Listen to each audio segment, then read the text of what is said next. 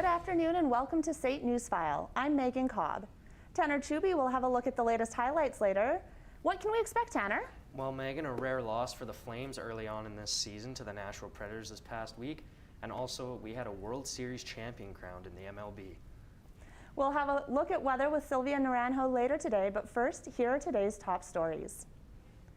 Premier Jason Kenney is facing questions about how the UCP government handled the start of COVID's fourth wave this summer. Kenney suggests the provincial chief medical officer is to blame for not bringing forward stricter health measures in August when cases started to spike. He continues to cite data from the UK as the reason behind lifting restrictions and low vaccination rates for the rise in cases.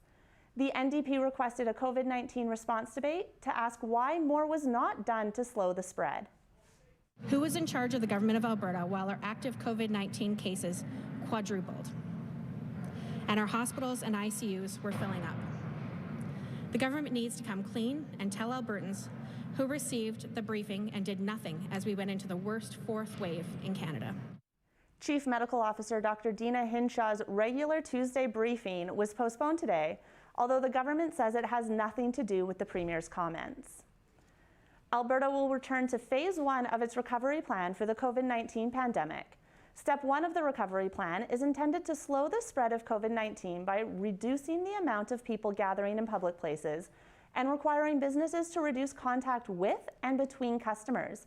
Gavin Miller speaks with locally owned businesses on the impact of the lockdowns. On April 6, Alberta Premier Jason Kenney announced that the province will return to Phase 1 of COVID-19 restrictions following a significant rise in variant cases. Phase 1 requires restaurants to provide outdoor dining if they wish to stay open, with seating areas being at least 2 meters apart and reduced hours. We're pretty lucky because, obviously we already have a patio that is fairly set up for success this way. There's obviously operators out there that don't have the luxury of already having a patio, which is unfortunate. We just had to streamline. Our patio usually isn't open until middle to early May. With safety measures increasing operating costs due to cleaning supplies and renovations, while also lowering income for small businesses, the Alberta government has created programs to help financially support struggling owners. There has been things like the SEBA loans, which offers up to $60,000 in loans. However, $40,000 of that has to be repaid by December of 2022. And it's taxable. There's also been grants that our Alberta government has supplied to us. So anybody that was mandated to close or be partially closed can apply for those grants. For SAIT Newsfile, I'm Gavin Miller. The federal government has announced our provincial QR codes are now going to be accepted for international travel. Michael Quass is live in the newsroom. Michael, what can you tell us about where the QR codes are going to be required? That's right, Megan. The QR code has become another form of ID for everyone. So what has started as a way to prove vaccine to enter a restaurant to in-person dine has now turned into a second form of ID that we need to travel and go to all local events. For any Canadian wanting to attend a live sporting event or concert, you have to have the proof of vaccination along with your normal ID to enter. Should the federal government have just made one universal card for all Canadians instead of leaving it up to the provinces? QR codes to come. I'm also excited just to have a system in place that everyone's aware of. It's the same everywhere, because right now I get the, oh, well, this was okay at this bar, but it's not okay here. And it's like, well, we're unfortunately, we're like an international company, so we have to follow it by the book. The restaurant industry has had to adapt numerous times to the consistent changes because of what is required for customers to enter.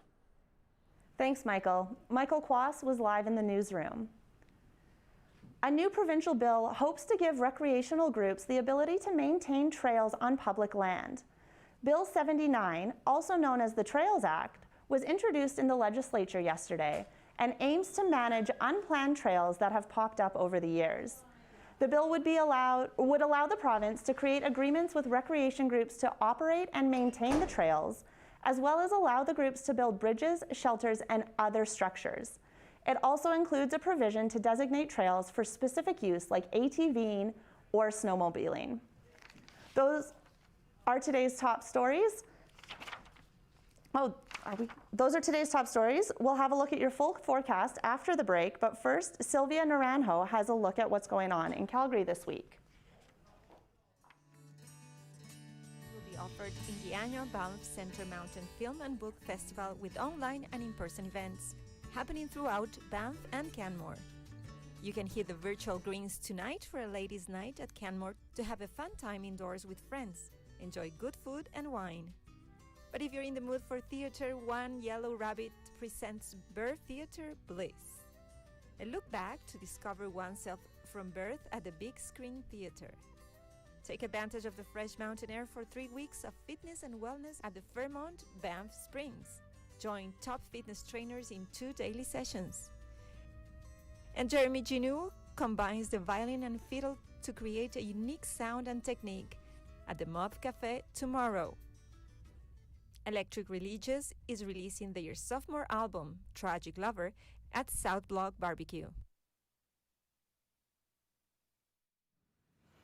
Beautiful day today here in Calgary. Let's see what's the weather like in the rest of Alberta. Not unusual temperatures for this time of the year. Vancouver has some showers at 13 degrees. Edmonton is cloudy with 11 degrees. Regina is partially cloudy with 11 degrees as well, and Winnipeg partially cloudy with 9 degrees. Let's see what's happening in Toronto.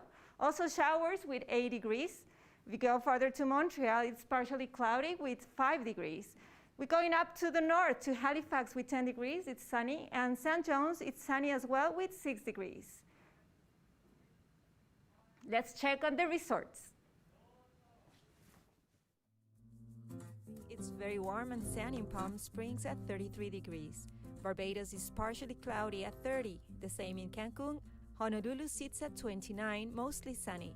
And seems like a nice day to hit the parks today in Orlando at 27. And Sin City looks bright and sunny at 28.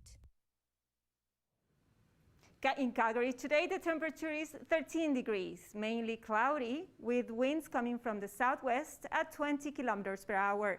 What we can expect next is more cloudy periods. And for the rest of Alberta, we have the temperature in Grand Prairie at 5 degrees with some chance of showers. We also have bands with showers at 9 degrees. We go farther to Lethbridge, and it's partially cloudy at 14 degrees. Going up to Red Deer, partially cloudy as well with 10 degrees.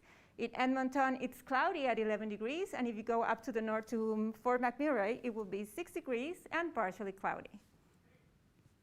For the 5-day forecast, tonight we have a low of 3 degrees. It will be mainly cloudy. Tomorrow we have a high of 11 degrees, a low of -1, but it will be really sunny. For Saturday, the high is 6 degrees, the low -4, and it will be partially cloudy. On Sunday, we'd get sun again at high with 6 degrees and a low of -4. And on Monday, we have a high of 4 degrees and a low of -4. We'll be back after the break with Tanner Chuby with the sports news.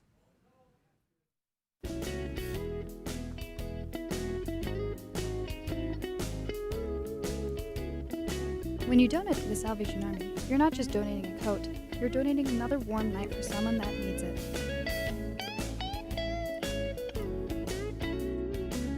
When you donate to the Salvation Army, you're giving someone hope.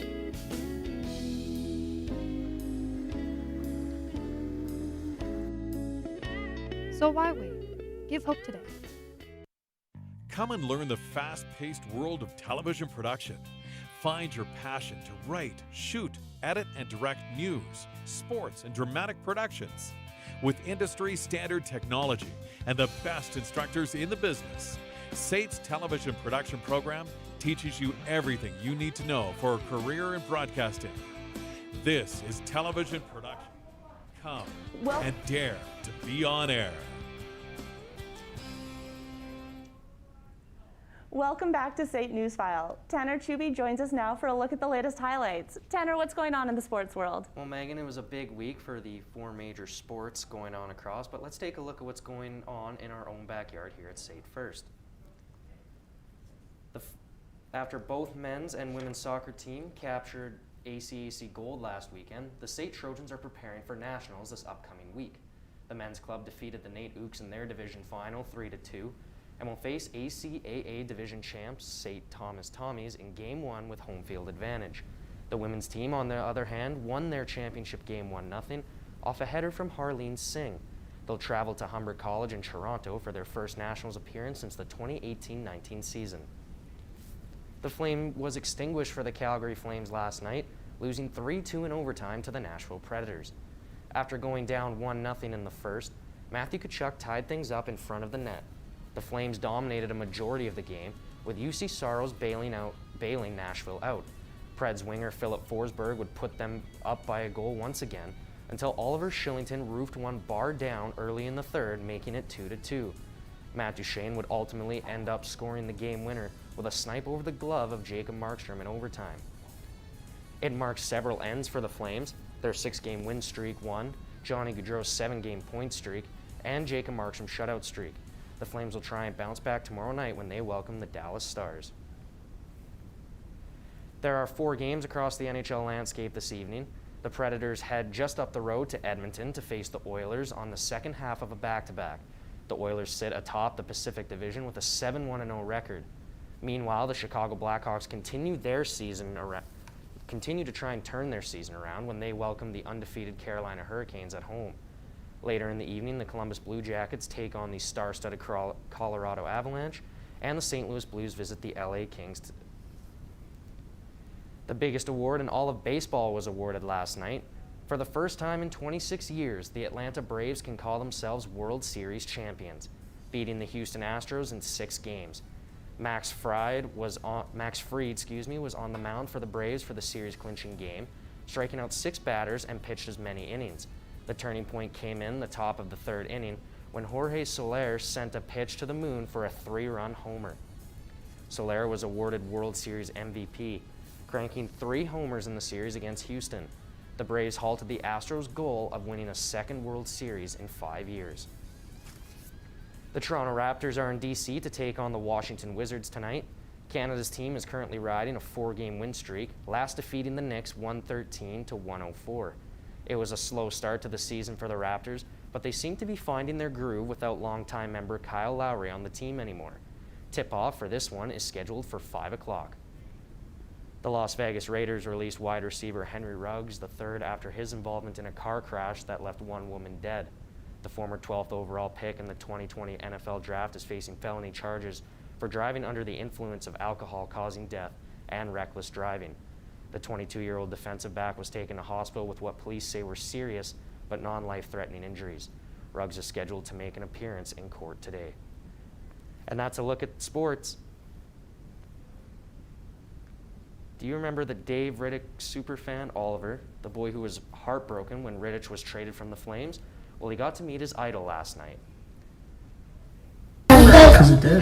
By wanting Riddick to be for the Flames still. Sorry, I was supposed to be Megan. Sorry, we were just waiting for the camera, yeah.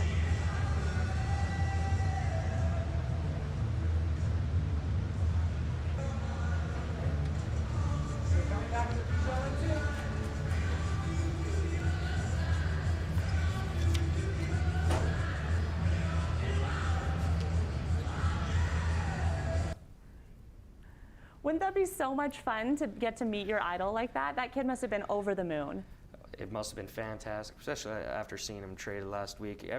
Who would you want to meet as your idol? Ooh, Jonathan Toews, Chicago Blackhawks. Ooh. No question. I came close once, but wasn't able to actually follow up and get to meet him. What about you?